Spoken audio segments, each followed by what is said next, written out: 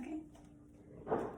Hello, my name is Lisa Robinson, and this is a speech for my interpersonal communications class with Professor Donaldson. The topic that I chose to use was what are nonverbal signs of deception. What really intrigued me about picking this topic was how conflicts can form by the misinterpretations and conversations we have with our peers. An example for this can be like, let's say you're having a fight with your friends or your family, and you're not really understanding what the main point is, or you're finding it difficult to really understand how to respond to them in a correct and appropriate way. An explanation for this can be that maybe there's vague hand movements during the conversation, or a lack of detail or information given, or maybe just a language barrier where you don't really understand what they're saying or what they're trying to convey during your speech or conversation. All of these are indicators of nonverbal signs of deception that can happen during a conversation that you have. From my simple and very personal experiences with this, and learning how to classify them by concentrating on what they're trying to communicate with me, I became even more interested in breaking down this topic for good. Through the understanding I gained from social interactions and noticing how it can influence conversing with people, I decided the best way to answer these questions was to break it down into three main questions that me and my peers came up with and had. The first question that I had, or the most obvious one that I could come up with at the time, was what really is nonverbal signs of deception? What causes it? What is the ideal of it? And it made me think of previous conversations that I've had in the past, and the times where I felt most confused was because of these three signs. One was there was a lot of hand gestures, and there was a lot of he and ho and da da da. So it kind of confused me on what they were really trying to say or what they were really trying to convey, because it didn't really match what they were saying. So the second one was speech, where I didn't really understand what they were trying to say, or I couldn't understand, maybe they had a really strong accent and such like that.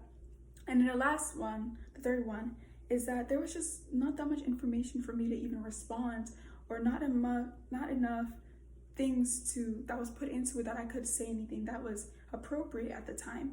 So that was something that I thought about. A lot of the time, they may seem easy to really pick up. They may seem easy, but when you're getting deceived, it's kind of hard because the person is not who they say they are. So they use nonverbal signs of deception to either trick you or confuse you. So when I read an article called The 10 Ways to Master the Art of Nonverbal Communications by Keandra Cherry? Yeah, Keandra Cherry. It made me think of money scammers and how they put on a facade and trick you, and they use these cues to best put them in a position that they are who they say they are when they're not really.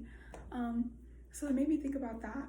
So that kind of brings me into my next point, or my next question, on how we can identify these deceivers to prevent being tricked again. From an article I read called Nonverbal Communication and Body Language, provided by the Health Guide website, it goes into deep detail on what signals you should pay attention to. The first one is looking at body language, how they move, if their motion is copying how their face is. If you're lucky, there could be a crack in their facade because of their motions are not really matching up, and it's confusing. What comes out of their mouth is different. Another one is paying attention to inconsistencies. Does the words or the story that they're telling you match what you already know, or match your common sense? Or is their voice higher pitched than usual? Things like that are a dead giveaway. The one that is most easy to identify, or the most important, is facial expressions, and how I read in the interpersonal communication playbook how excessive blinking or using stuttering is a way that they can try to trick you into believing that they are something that they are not, which is another way that they can deceive you. I think a solution to this is to be confident. Now that we have a better understanding as to what are nonverbal signs of deception and how to identify them, it moves me on to my next question. And that is, how do you respond to those people? How do you react in a way that is comfortable for you and comfortable for them, where you can also get an insight as to what they're looking for, what they're trying to get out of you? After looking at the interpersonal communication playbook provided by the school, I came up with 3 topics or 3 subjects that I think can help, or responses that can help. The first one is making sure you ask questions. Just ask questions to see where is this conversation gonna go? Like, what is he really looking for? What is she really looking for? And I think the best example, let's give an example. One can be, let's say you're buying the new iPhone 12, right? You know, iPhone's 12 now, everybody wants the best deals, the best this, the best that. So you have 2 options. The first one is option 1. A guy that you met off the street or a guy that you know is gonna lower the price for you, give you the iPhone, but you have to sign some kind of contract that you don't really know about. The second option is you can go to Apple and pay the initial price, but you are also guaranteed a protection plan. To figure out which plan is best for you, I think you need to ask questions. So for your first option, you need to ask questions first. What is the contract about? What is on the contract that can benefit me? What is on the contract that can benefit you? And see if you are being deceived, and see if there's an equal play in both of your benefits. If you see that his conversation, or you see that his mood, his facial expression, his hand gesture is getting drastic, or it's turning to a sour kind of conversation, you need to figure out what response would best be for them to cool them down, but also get away in a safe way. Another good way to best identify a nonverbal signal of deception, or how to respond to it, is you can look at the context.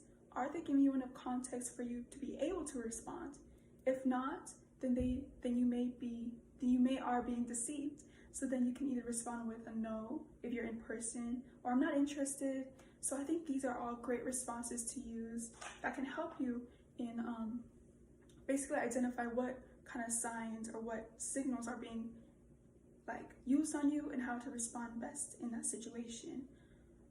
In conclusion, what I really learned about my learnings and findings of all the nonverbal signals and what is nonverbal signals of deception, it helps me to better identify them in my personal conversations with my peers, and also talking about it or thinking about it later and seeing how I can better improve my skills of speech.